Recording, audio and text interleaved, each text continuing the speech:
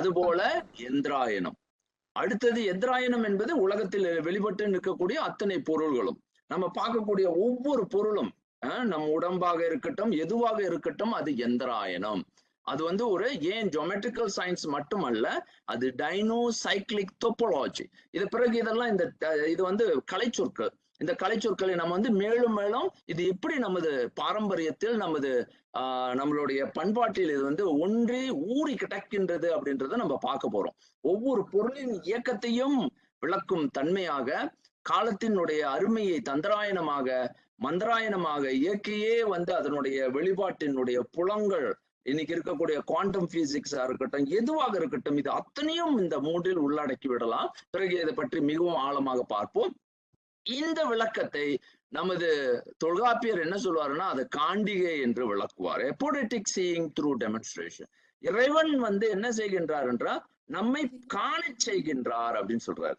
காண்டிகை நீ பார்த்து அதாவது அதுதான் பாருங்க, மெய்ப்பொருள் காண்பது. அந்த வார்த்தை காண்பது, மெய்ப்பொருள் காண்பது அறிவு.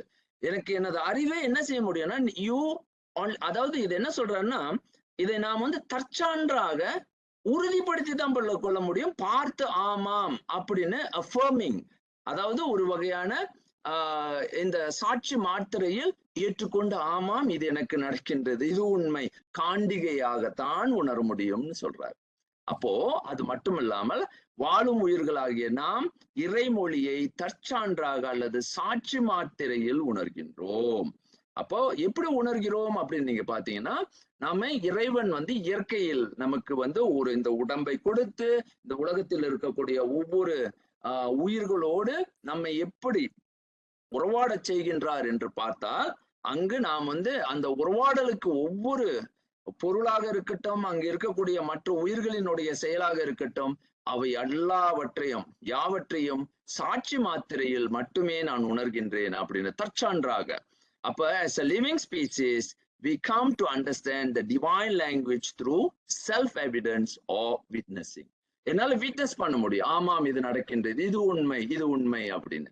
அப்ப இறைமொழியை நாம் என்ன செய்கின்றோம், இங்கே இறைமொழியை இவ்வாறு இயற்கையின் காலத்தினுடைய அந்த விளக்கத்தை மந்திராயனமாக தந்திராயனமாக எந்திராயனமாக எப்படி காண்டிகை நிலையில் உணர்கின்றோம் அப்படின்னு சொல்றாரு. இப்ப இந்த வரிகளை எடுத்துக்கொண்டு நம்ம இப்ப என்ன பண்றோம் அப்படின்னா, அடுத்த ஒரு பெரிய உண்மைக்கு போறோம்.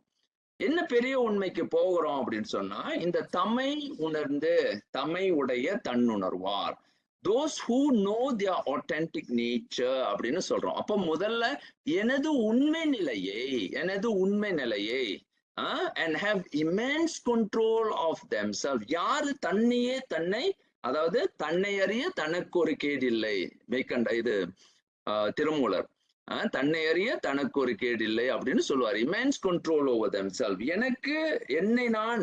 என்னுடைய சுயத்தை நான் அறியும் பொழுது, இங்க நான் ஆத்தென்டிக் நேச்சர்ன்ற இந்த வார்த்தையை நன்றாக உள்வாங்கி கொள்ளுங்க.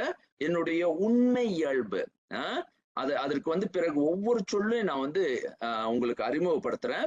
உண்மை இயல்பை நான் உணரும் பொழுது நான் என்னை ஆளும் திறனை பெறுகின்றேன். Able to realise the present of supreme intellect. இப்பொழுதுதான் இந்த வரியை சொல்றார்.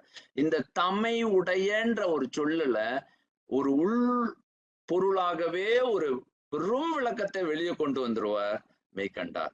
எப்படி சொல்றாருன்னா, இப்படி ஒவ்வொரு நிலைகள்லையும் உனக்கு நீ என்ன செய்கின்றாய் பார்க்கும் பொழுது உன்னுடைய ஒவ்வொரு செயல்கள்லையும் நீ என்ன செய்து கொண்டிருக்கின்றாய், தற்சான்றாக அந்த தற்சான்றின் வழியாக நான் எனக்கு இது நடக்கின்றது, என்னை நான் இப்படி உணர்கின்றேன் அப்படின்னு சொல்லும் பொழுது within from the knowledge of themselves, knowledge through their authentic nature. இப்ப இங்க என்ன கேள்வி அப்படின்னா, என்னுடைய சுய இயல்பு என்ன, நான் யார் அப்படின்ற அந்த கேள்வி அது உள்ளுக்கே வைத்து அதனுடைய விளக்கமாக அங்கே இறைவனினுடைய அந்த பேர் உணர்வு ஒருவருக்கு கிட்டும் பொழுது அவர் என்ன செய்ய முடியுமானால், அவர் தன்னை ஆளுபவராக தன்னாளுமை பெற்றவராக இருப்பதோடு மட்டுமல்லாமல் அவர்கள் என்ன செய்கின்றார்கள், அந்த தன்னாளுமையினுடைய விளக்கமாக இறைவன் என்னோடு இருக்கின்றார் என்ற அந்த உண்மையை அவங்க புரிந்து கொள்ள முடியுது. அப்ப இத என்ன சொல்றாரு அப்படின்னா, இத வந்து திருநாவுக்கரசர் ரொம்ப அழகாக விளக்குறார்.